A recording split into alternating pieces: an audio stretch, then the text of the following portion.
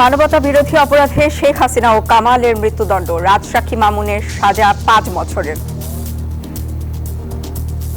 দুইজন আসামিকে সর্বোচ্চ শাস্তি মৃত্যুদণ্ড দেওয়া হয়েছে।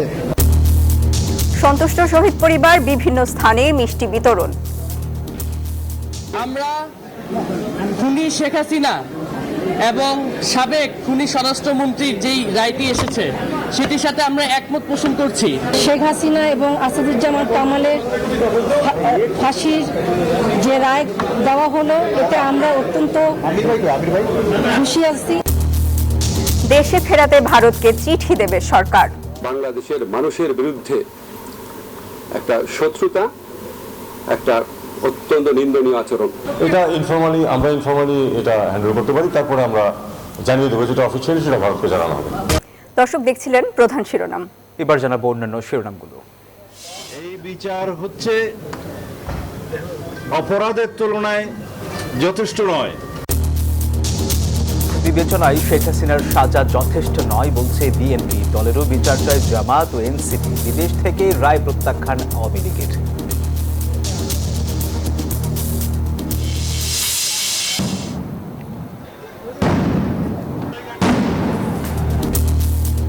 ছাত্র জনতার সাথে পুলিশের সংঘর্ষের রণক্ষেত্র ধানমন্ডি 32। ছত্রভঙ্গ করতে লাঠিচার্জ, টিয়ার শেল ও সাউন্ড গ্রেনেড নিক্ষেপ। এবারের ভোট হবে দেশ রক্ষার নির্বাচন। ডিসিদের উদ্দেশ্যে প্রধান উপদেষ্টা। গ্রহণযোগ্যতার জন্য সব দলের সহযোগিতা চাইলেন সিইসি। আন্তর্জাতিক মিডিয়াও সরব হাসিনার মৃত্যুদণ্ডাদেশের খবরে। শিরোনাম করেছে বিবিসি, আল জাজিরা ও রয়টার্স। ভারতীয় সংবাদ মাধ্যমেও শীর্ষ সংবাদ। সঞ্চয়পত্র, প্রাইস বন্ড আর বেচবে না কেন্দ্রীয় ব্যাংক। বন্ধ হচ্ছে 5 সেবা নিতে গ্রাহকদের যেতে হবে বাণিজ্যিক ব্যাংকে। এবং এশিয়ান কাপ বাছাইয়ে কাল বাংলাদেশের সামনে ভারত। দীর্ঘ 23 বছর জয় না পাওয়ার আক্ষেপ ঘোচাতে চান জামাল হামজারা।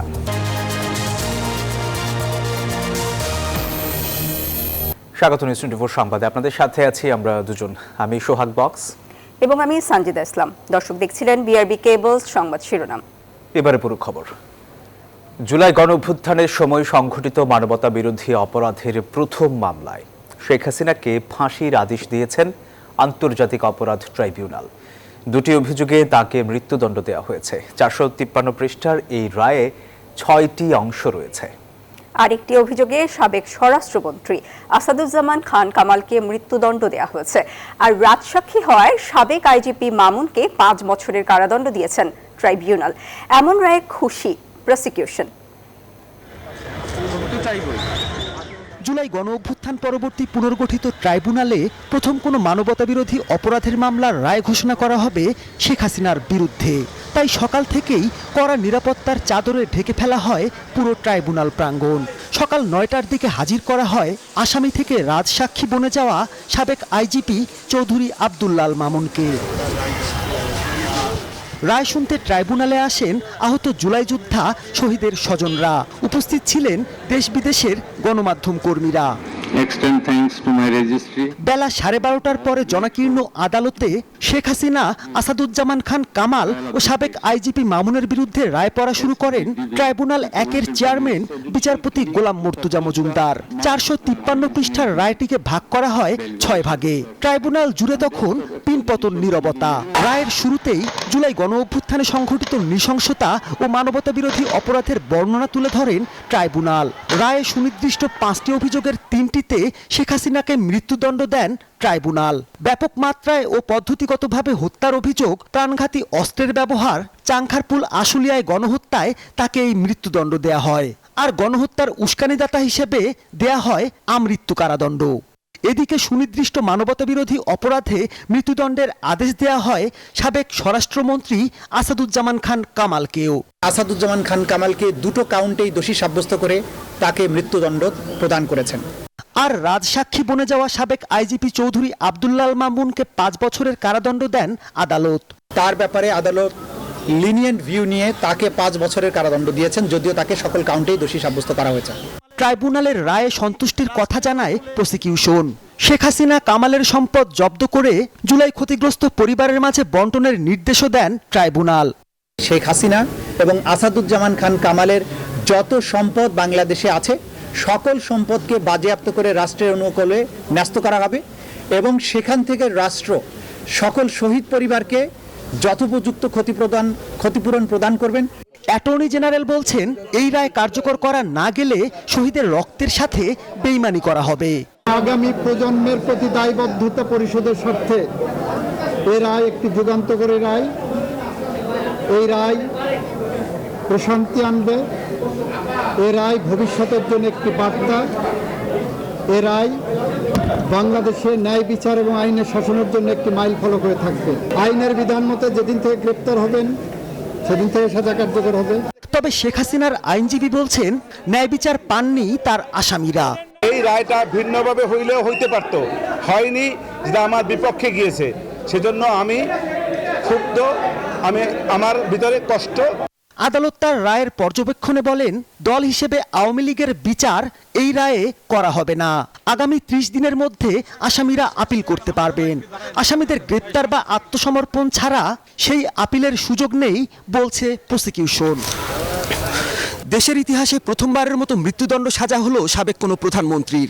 শেখ হাসিনার বিরুদ্ধে ট্রাইব্যুনালে আরও আছে গুমের মামলা, শাপলা চত্বরে গণহত্যার মামলা। নিম্ন আদালতে তার বিরুদ্ধে বিচারাধীন মামলার সংখ্যা 600-র উপরে। আছে দুর্নীতির মামলাও। সব মিলিয়ে ক্রমশ এক অন্ধকার ভবিষ্যতের দিকে ধাবিত হচ্ছেন ট্রাইব্যুনালে মৃত্যুদণ্ডপ্রাপ্ত সাবেক প্রধানমন্ত্রী শেখ হাসিনা। মাহমুদুল হাসান, নিউজ 24, ঢাকা। রায়ের খবর প্রকাশ হতেই আন্তর্জাতিক অপরাধ ট্রাইব্যুনাল ঢাকা বিশ্ববিদ্যালয় সহ দেশের বিভিন্ন এলাকায় উল্লাস প্রকাশ করে ছাত্র জনতা। এদিকে ঢাবির টিএসসিতে মিষ্টি বিতরণ করেন শিক্ষার্থীরা। এছাড়া চট্টগ্রাম, রাজশাহী সহ দেশের বিভিন্ন জেলায় আনন্দ মিছিল হয়েছে। সোমবার দুপুরে মানবতা বিরোধী অপরাধের মামলায় ক্ষমতাচ্যুত প্রধানমন্ত্রী শেখ হাসিনার বিরুদ্ধে ট্রাইব্যুনালে মৃত্যুদণ্ডের রায় ঘোষণার পরপরই উল্লাস শুরু করে জনতা। এ রায়ে উল্লাস করেছে ঢাকা বিশ্ববিদ্যালয়ের শিক্ষার্থীরা। এ সময় টিএসসিতে মিষ্টি বিতরণ করেন তারা। আজকের এই রায় এটি বাংলাদেশের মানুষের একটি আশার এবং বাংলাদেশে যে এই ধরনের ভবিষ্যতে কেউ ফ্যাসিস্ট হয়ে উঠতে না পারে তার জন্য একটা দৃষ্টান্ত। খুনি হাসিনাকে দিল্লি থেকে এনে ফাঁসির রায় এক্সিকিউশনের মাধ্যমে এটির বাস্তবায়ন আমরা দেখতে চাই। রায়ের খবর প্রকাশ হতেই আন্তর্জাতিক অপরাধ ট্রাইব্যুনালের সামনে উপস্থিত জনতা উল্লাসে মেতে ওঠে। সবথেকে প্রধান যে আসামি, শীর্ষ যে আসামি, তার বিচার যে আজকে বাংলাদেশের মানুষ দেখতে পাবে, এটাই সবথেকে আনন্দের বলে আমি মনে করি। শেখ হাসিনার ফাঁসির আদেশে বন্দরনগরী চট্টগ্রামে উচ্ছ্বাস জানিয়েছেন ছাত্র জনতা। রায়ে সন্তুষ্টি জানিয়ে মিষ্টিমুখ করান একে অপরকে। আমি খুব খুশি যে আমার বাইকে যে খুন করছিল তার ফাঁসির রায় হয়েছে। আমরা চাইছি খুব দ্রুত সময়ের ভিতরে তার রায় বাস্তবায়ন হোক। আজকের রায় ভবিষ্যতের শাসকদের জন্য, নির্যাতিত শাসকদের জন্য একটা দৃষ্টান্ত হয়ে থাকবে। রায়ে সন্তুষ্ট হয়ে রাজশাহীতে মিষ্টি বিতরণ করেছে এনসিপির নেতাকর্মীরা। নোয়াখালীতে আনন্দ মিছিল ও মিষ্টি বিতরণ করেছে জেলা কৃষক দল ও বিএনপি।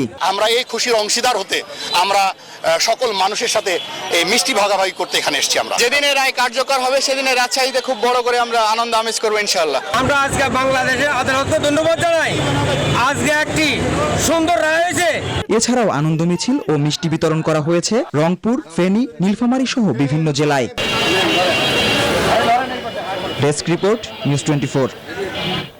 আইন উপদেষ্টা ডক্টর আসিফ নজরুল বলেছেন, মৃত্যুদণ্ড পাওয়া শেখ হাসিনাকে দেশে ফিরিয়ে আনতে ভারতের কাছে আবারও চিঠি লেখা হবে।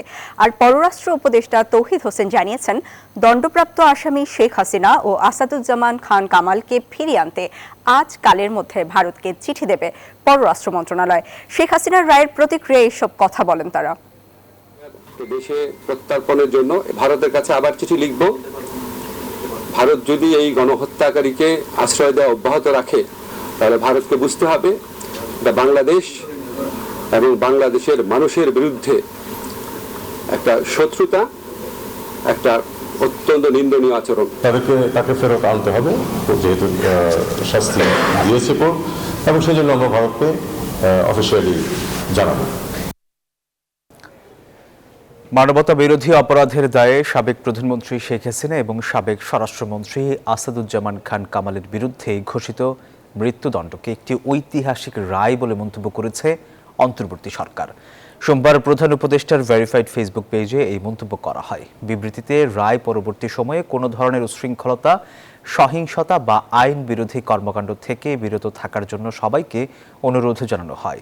আবেগের বশবর্তী হয়ে যেন কেউ জনশৃঙ্খলা বিঘ্নিত করে এমন কোনো পদক্ষেপ না নেয়, সরকার এই বিষয়ে দৃঢ়ভাবে সবাইকে সতর্ক করেছে।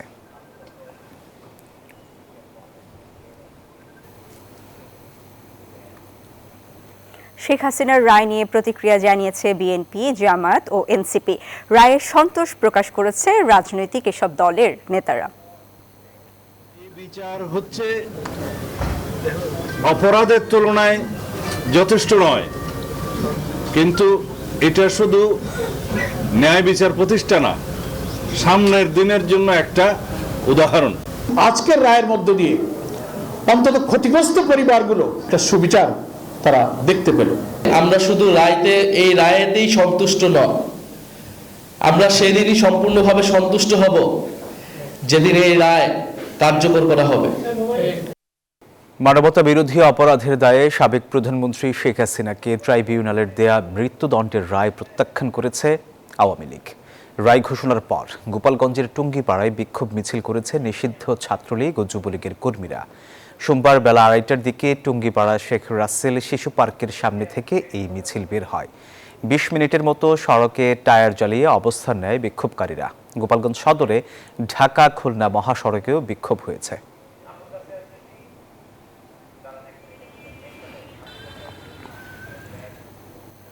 শেখ হাসিনা সহ 3 জনের বিরুদ্ধে মানবতা বিরোধী অপরাধের মামলার রায় ঘোষণা ঘিরে উত্তপ্ত হয়ে উঠল ধানমন্ডি 32 নম্বর। সোমবার দুপুরের পর এলাকাটি পরিণত হয় রণক্ষেত্রে। পুলিশ ও সেনা সদস্যদের লক্ষ্য করে ইটপাটকেল ছুড়েছে বিক্ষুব্ধ ছাত্র জনতা। তাদের ছত্রভঙ্গ করতে লাঠিচার্জ, টিয়ার শেল ও সাউন্ড গ্রেনেড ব্যবহার করেছে আইনশৃঙ্খলা বাহিনী। জুলাই গণঅভ্যুত্থানের সময় সংগঠিত মানবতা বিরোধী অপরাধের মামলায় সাবেক প্রধানমন্ত্রী শেখ হাসিনা সহ 3 আসামির রায় ঘিরে ধানমন্ডি 32 নম্বরে উত্তাপ। সোমবার সকাল থেকেই সমবেত হতে থাকে ছাত্র জনতা। বেলা বাড়ার সাথে সাথে বাড়তে থাকে উত্তেজনা। চেষ্টা হয় এক্সকাভেটর নিয়ে শেখ মুজিবুর রহমানের বাড়ি ভাঙার। যতটুকু শুনতে পাচ্ছি এখন পর্যন্ত রায় হয় নাই। আমরা চাই তো সর্বোচ্চ রায় আশা করি তার ফাঁসি হোক। আমরা এখানে সবাই বিভিন্ন শিক্ষা প্রতিষ্ঠানের শিক্ষার্থী, আমাদের সাথে সাধারণ জনগণও আছে। পরিস্থিতি শান্ত করতে পুলিশ প্রায় 1 ঘন্টা চেষ্টা করেও ব্যর্থ হয়। দেখি আমরা চেষ্টা করতেছি এখানে যেন কেউ না ঢুকবে না কেউ। ব্যারিকেড ভেঙে ভেতরে ঢোকার চেষ্টা করেন সমবেত লোকজন। এরপর সেনাবাহিনী এসে পরিস্থিতি স্বাভাবিক করার চেষ্টা করে। এক পর্যায়ে লাঠিচার্জ করা হয়। এরপরই রণক্ষেত্রে রূপ নেয় ধানমন্ডি 32 নম্বর। পুলিশ ও সেনা সদস্যদের লক্ষ্য করে নিক্ষেপ করা হয় ইট পাটকেল। একদম ঘুরিয়ে দিয়ে এখানে আমরা একটা সুন্দর খেলার মাঠ বানাতে চাই। এই 32কে পাবলিক করে বানাও পালবি করে। দফায় দফায় ধাওয়া পাল্টা ধাওয়া চলে কয়েক ঘন্টা ধরে। আহত হন পুলিশ, সেনা সদস্য সহ অনেকেই। টিয়ার গ্যাস, সাউন্ড গ্রেনেড ছুড়েও পরিস্থিতি সামাল দেয়া হয়ে পড়ে কঠিন। এ ঘটনাকে কেন্দ্র করে নিউ মার্কেট থেকে মিরপুরমুখী সড়কে যান চলাচল বন্ধ হয়ে যায়। বিভিন্ন গলিতে অবস্থান নেন বিক্ষোভকারীরা। চলতে থাকে ইট পাটকেল নিক্ষেপ। বিকালের দিকে সড়কে আগুন জ্বালিয়ে অবস্থান নেয় বিক্ষুব্ধ ছাত্র জনতা। মাসুদা লাবনী, নিউজ 24, ঢাকা। ধানমন্ডিতে আছেন সহকর্মী রিশাদ হাসান, সরাসরি যুক্ত হচ্ছি তার সঙ্গে। রিশাদ, দুপুরের পর থেকেই ধানমন্ডিতে রণক্ষেত্র ছিল, এখন কি চিত্র দেখছেন আর সার্বিকভাবে নিরাপত্তা পরিস্থিতির কি অবস্থা জানান আমাদের।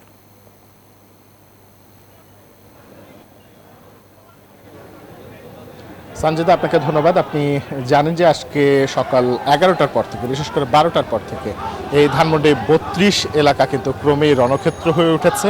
পুলিশ এবং আইন শৃঙ্খলা রক্ষাকারী বাহিনী দফায় দফায় বিক্ষোভকারীদের উপরে সাউন্ড গ্রেনেড এবং টিয়ার শেল নিক্ষেপ করেছে এবং তারপর থেকে কিন্তু ক্রমেই যতই বিকেল গড়িয়েছে ততই কিন্তু ধীরে ধীরে পরিস্থিতি নিয়ন্ত্রণে এসেছে। তবে গুটি কয়েক বিক্ষোভকারী এখনও কিন্তু এই এলাকায় অবস্থান করছেন এবং বিশেষ করে আমি যদি আপনাকে একটু বিস্তারিতভাবে বলি যে একদিকে পান্থপথ, অন্যদিকে সোবানবাগ সহ আসাদ গেট এলাকা এবং অপরদিকে রয়েছে কিন্তু অপরদিকে রয়েছে নিউ মার্কেট এরিয়া এবং সেই সব এরিয়া থেকে কিন্তু ভাগে ভাগে কিন্তু আসলে যে আন্দোলনকারী বা বিক্ষোভকারীরা রয়েছে তারা কিন্তু এখানে অবস্থান নিয়েছেন এবং ক্রমেই যত বেলা গড়িয়েছে তত কিন্তু আসলে ধীরে ধীরে কিন্তু আসলে এই যে মূল যে বিক্ষোভ সেটি কিন্তু কমে এসেছে এবং আসলে সাধারণ মানুষ কিন্তু ধীরে ধীরে এই জায়গা ছাড়তে শুরু করেছেন। আইন শৃঙ্খলা রক্ষাকারী বাহিনী তাদের অবস্থানে অনড় রয়েছেন। এই ছিল আমার কাছে ধানমন্ডি 32 থেকে সর্বশেষ। ফিরে যাচ্ছি সঞ্জিত আপনার কাছে স্টুডিওতে। রিশাদ, আপনাকে ধন্যবাদ। এবারে জেরুসালেম নির্বাচনের পথে।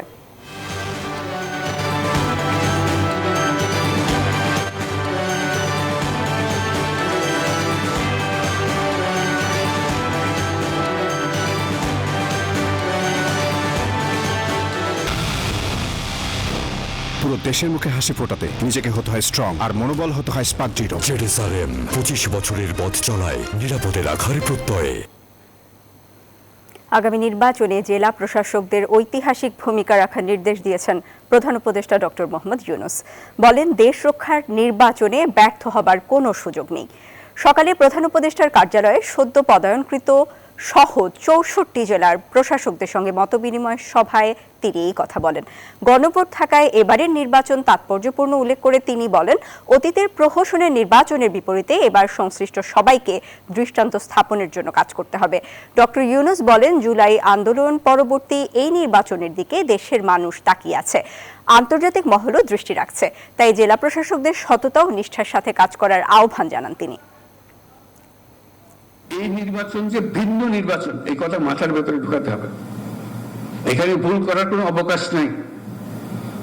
এবার যদি আমরা ভুল করি, এটা শোধরানোর আর সময় আমার থাকবে না। আমাদেরকে শক্ত থাকতে হবে, আমাদেরকে প্রস্তুত থাকতে হবে। আজকে যে কথাটা বলছি যে অপ্রস্তুত যেন না থাকে, কাজে তরুণ ভোটারদের লক্ষ্য বিশেষ করে মেয়ে তরুণ ভোটার, তাদেরকে যাতে আগ্রহ করে আসতে পারা যায়, উৎসাহিত করা। সুষ্ঠু নির্বাচনের জন্য সব চ্যালেঞ্জ মোকাবেলায় প্রস্তুত কমিশন, এমনটাই জানিয়েছেন প্রধান নির্বাচন কমিশনার এএমএম নাসির উদ্দিন।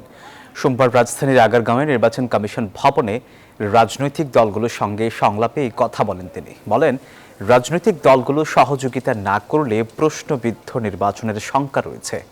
রাজনৈতিক দল ও তাদের সদস্যদের সহযোগিতা ছাড়া সুন্দর নির্বাচন করা সম্ভব নয়। একটি গ্রহণযোগ্য নির্বাচন উপহার দিতে ইসির অঙ্গীকার পুনর্ব্যক্ত করেন প্রধান নির্বাচন কমিশনার। বড় দলে যেন কোনো বাধা না থাকে। যে ব্যক্তি আপনার ভোট করতে গেছে তারও অধিকার আছে, তারও গণতান্ত্রিক অধিকার, সেই দেশের মানুষ, সেই ছোট দল হলেও সেই মানুষের কাছে যেন যেতে পারে। কৃত্রিম বুদ্ধিমত্তা ব্যবহার করে যে কোনো ধরনের অপপ্রচার, misinformation, disinformation, mal information, deep fake, so many other things. তো আমরা আমাদের রাষ্ট্রীয় যত সক্ষমতা আছে সেগুলো তো ব্যবহার করছি। পাশাপাশি নির্বাচন কমিশনে আমাদের একটা মনিটরিং সেল গঠিত হচ্ছে। Political party and their members এবং তাদের সহযোগিতা ছাড়া সুন্দর কোনো নির্বাচন করা যাবে না, এটা একদম নিশ্চিত। রাজনৈতিক দল না চাইলে, রাজনৈতিক দলগুলো না চাইলে এবং তারা যদি সমস্যা সৃষ্টি করতে চায়, তাহলে দেখবেন যে হয়তো একটা প্রশ্নবিদ্ধ নির্বাচন হওয়ার একটা সম্ভাবনা থেকে যায়, আশঙ্কা থেকে যায়। যদিও আমাদের তরফ থেকে যাবতীয় প্রস্তুতি গ্রহণ করা হবে একটা সুষ্ঠু সুন্দর নির্বাচন পরিবেশ সৃষ্টির জন্য আমরা চেষ্টা করে যাব। আমাদের নিয়ত একদম পরিষ্কার। গণতন্ত্রকামী নেত্রী থেকে শেখ হাসিনা পরিণত হয়েছিলেন ভোটাধিকার হরণকারী এক নিষ্ঠুর খুনি চরিত্রে। তার উত্থান ঘটেছিল জনগণের অকুণ্ঠ সমর্থনে, কিন্তু পতন হয় সেই জনতারই তীব্র গণ আন্দোলনের মুখে। 17 বছরের ফ্যাসিস্ট শাসনামলে প্রাপ্ত দেশি বিদেশি সম্মানসূচক ডিগ্রি সম্মাননা ছাপিয়ে এখন তার একটাই পরিচয়, দণ্ডপ্রাপ্ত খুনি। শতাব্দীর নিকৃষ্ট 5 শাসকের একজন শেখ হাসিনার জীবনের উত্থান পতনের গল্প শোনাচ্ছেন সহকর্মী মাহমুদুল হাসান। রাজনীতির নানা চড়াই উতরাই পেরিয়ে 1996 সালে সর্বপ্রথম প্রধানমন্ত্রী হন শেখ হাসিনা। পরে 2009-তে দ্বিতীয়বার আসেন ক্ষমতায়। তখন থেকেই শুরু হয় কর্তৃত্ববাদী শাসন। একে একে সাংবিধানিক প্রতিষ্ঠানগুলো ধ্বংস করেন, প্রতিবাদ করলেই মামলা দিয়ে জেলে ভরা হয়। চালু হয় গুম আয়নাঘরের সংস্কৃতি। আগামী নির্বাচনে আপনার নৌকা মার্কায় ভোট দিয়ে আমাদেরকে আপনাদের সেবা করার আরেকটিবার সুযোগ দেবেন। শেখ হাসিনা স্বপ্ন দেখতেন 2041 সাল পর্যন্ত ক্ষমতায় থাকার। তার সেই স্বপ্ন ধুলোতে মিশে যায় 24-এর ঝড়ে। 16 জুলাই প্রথম ধাক্কা আসে ফ্যাসিবাদের মসনদে। আবু সাইদের দুহাত প্রসারিত বুক চিতিয়ে সাহসী মৃত্যু জনগণকে সাহসী করে তোলে। লড়াই করতে শেখায় দেয়ালে পিঠ থেকে যাওয়া ছাত্র জনতাকে। আর তিনি 1400 মানুষ হত্যা ও 20,000 মানুষকে আহতের দায় নিয়ে 5 আগস্ট ভারতে পালিয়ে যান। সেই মানবতাবিরোধী অপরাধের প্রথম মামলার রায় ঘোষণা হলো সোমবার, যেখানে গণহত্যার সুনির্দিষ্ট অপরাধ প্রমাণিত হওয়ায় মৃত্যুদণ্ড দিয়েছেন আদালত। মৃত্যুদণ্ড হয়েছে সাবেক স্বরাষ্ট্রমন্ত্রী আসাদুজ্জামান খান কামালেরও। তাদের সম্পদও জব্দ করার নির্দেশ দেওয়া হয়েছে। তার চেয়ে বড় সাজা তিনি পেয়েছেন দেশের মানুষের কাছ থেকে। 24-এর নৃশংসতা দেখে ঘৃণায় মুখ ফিরিয়ে নিয়েছে দেশের জনগণ। যদিও দিল্লিতে বসে সব অভিযোগ বরাবরের মতোই অস্বীকার করেছেন শেখ হাসিনা। ভারতে পালিয়ে থাকা 80 বছর বয়সী সাবেক এই প্রধানমন্ত্রীর দেশ ও রাজনীতিতে ফেরা প্রায় সুদূর পরাহতই। তিনি কি পারবেন এই সাজা এড়াতে? এই দেশকে নিজের পৈতৃক সম্পত্তি মনে করতেন সাবেক প্রধানমন্ত্রী শেখ হাসিনা। তিনি ভাবতেন দেশের জনগণকে শাসন করা তার জন্মগত অধিকার। তাই তো পরপর 3টি বিতর্কিত নির্বাচন করে গণতন্ত্রকেই কবরে পাঠান তিনি। রাজনীতিবিদদের মতে যদি গণতন্ত্রকে বাঁচিয়ে রাখতেন তাহলে এমন করুণ পরিণতি হতো না তার। শেখ হাসিনার এমন অবস্থার জন্য তিনি নিজেই দায়ী। মাহমুদুল হাসান, নিউজ 24, ঢাকা। সঞ্চয়পত্র ও প্রাইস বন্ড বিক্রি সহ 5 ধরনের সেবা বন্ধ করে দিচ্ছে কেন্দ্রীয় ব্যাংক। এসব সেবার মধ্যে রয়েছে গ্রাহক পর্যায়ে ছেঁড়া ফাটা নোট বদল, সরকারি চালান সেবা এবং চালান সংক্রান্ত ভাঙতি টাকা দেয়া। সোমবার বাংলাদেশ ব্যাংক সূত্র এই তথ্য জানায়। আগামী 30 নভেম্বর থেকে প্রাথমিকভাবে বাংলাদেশ ব্যাংকের মতিঝিল অফিস এসব সেবা বন্ধ করে দেবে। পর্যায়ক্রমে কেন্দ্রীয় ব্যাংকের ঢাকার বাইরে অন্যান্য বিভাগীয় অফিসেও এসব কার্যক্রম বন্ধ করে দেওয়া হবে। তবে কেন্দ্রীয় ব্যাংক সেবা বন্ধ করলেও বাণিজ্যিক ব্যাংকের শাখাগুলোতে এসব সেবা পাবেন গ্রাহকরা। বাণিজ্যিক ব্যাংকগুলো যেন নির্বিঘ্নে এসব সেবা দেয় তা নিশ্চিত করতে তদারকি বাড়াবে কেন্দ্রীয় ব্যাংক।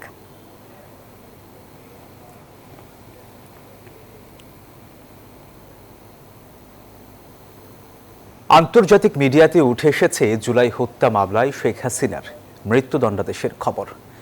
বিক্ষোভ দমনে নৃশংসতার দায়ে বাংলাদেশের সাবেক প্রধানমন্ত্রী শেখ হাসিনার মৃত্যুদণ্ড, এই শিরোনাম করেছে বিবিসি। আল জাজিরার শিরোনাম, মানবতা বিরোধী অপরাধে দোষী সাব্যস্ত বাংলাদেশের সাবেক প্রধানমন্ত্রী শেখ হাসিনা। একই শিরোনাম রয়টার্সেরও। ভারতীয় সব সংবাদ মাধ্যমেরও শীর্ষ খবর এটি। ভারতে নির্বাসিত শেখ হাসিনার অনুপস্থিতিতেই আন্তর্জাতিক অপরাধ ট্রাইব্যুনাল তার মৃত্যুদণ্ডের রায় প্রদান করেন। বহুল আলোচিত এই রায় বিদেশি মিডিয়াতেও পায় বিশেষ কাভারেজ। বিবিসি রায়ের আগে থেকে বিষয়টিকে গুরুত্বের সঙ্গে প্রকাশ করে। রায়ের পর বিক্ষোভ দমনের নৃশংসতার দায়ে বাংলাদেশের সাবেক প্রধানমন্ত্রী শেখ হাসিনার মৃত্যুদণ্ড, এই শিরোনাম করেছে ব্রিটিশ এই সংবাদ মাধ্যমটি। ক্ষমতাচ্যুত প্রধানমন্ত্রী মামলার রায় বিশেষ গুরুত্ব পায় আল জাজিরাতেও। কাতার ভিত্তিক সংবাদ মাধ্যমটির শিরোনাম, মানবতা বিরোধী অপরাধে দোষী সাব্যস্ত বাংলাদেশের সাবেক প্রধানমন্ত্রী শেখ হাসিনা। রয়টার্সের শিরোনাম, ছাত্র নির্যাতন মামলায় বাংলাদেশের ক্ষমতাচ্যুত প্রধানমন্ত্রী শেখ হাসিনা দোষী সাব্যস্ত। ভারতীয় প্রায় সব গণমাধ্যমে শীর্ষ আলোচিত বিষয় শেখ হাসিনার মামলার এই রায়। The Hindu, NDTV, Hindustan times, ABP live, Anandabazar Patrika এবং সংবাদ প্রতিদিনের মতো গণমাধ্যমগুলো তাদের শীর্ষ সংবাদে ক্ষমতাচ্যুত প্রধানমন্ত্রীর রায়ের বিষয়টি স্থান দিয়েছে। এনডিটিভি শিরোনাম করেছে, মানবতা বিরোধী অপরাধে বাংলাদেশে শেখ হাসিনার মৃত্যুদণ্ড। এদিকে রায় ঘোষণার আগে শেখ হাসিনার পুত্র সজীব অজের জয় রয়টার্সকে দেয়া এক সাক্ষাৎকারে বলেন, রায় যাই হোক না কেন ভারত তার মাকে নিরাপদে রাখবে। এ সময় হাসিনা পুত্র সতর্ক করেন, আসন্ন জাতীয় নির্বাচনের আগে দলের উপর থেকে নিষেধাজ্ঞা তুলে না নিলে সম্প্রতি দেশ জুড়ে চলা বিক্ষোভ আরও বড় আকার ধারণ করবে। তবে সাবেক মার্কিন রাষ্ট্রদূত জেমস মরিয়ার্টি মনে করেন, বহুল আলোচিত এই রায়ের পর কিছু সহিংসতা ঘটলেও পরবর্তীতে তা আর বাড়বে না। আসমাতুলি, নিউজ 24। দীর্ঘ 23 বছর ভারতের বিপক্ষে জয়হীন থাকার আক্ষেপ ঘোচাতে মাঠে সেরাটা দিয়ে লড়তে চায় বাংলাদেশ। এফসি এশিয়ান কাপের বাছাইয়ের ম্যাচ জিতে দেশের মানুষের মুখে হাসি ফোটানোই লক্ষ্য জামালদের। হামজা, সমিত, সোমদের হালকা করে নিচ্ছে না ভারতও। ঢাকা জাতীয় স্টেডিয়ামে ম্যাচটি শুরু হবে মঙ্গলবার রাত 8টায়।